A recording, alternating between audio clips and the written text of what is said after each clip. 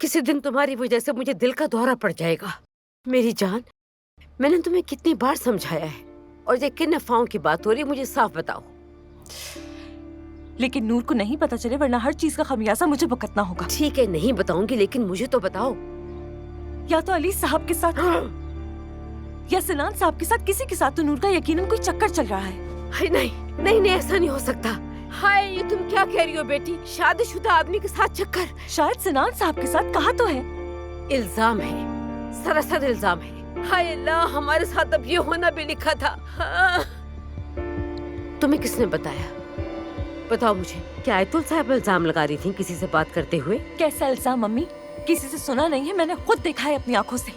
سنان صاحب کی جان جانے والی تھی علی صاحب کے ہاتھوں سے. اللہ خیر کرے.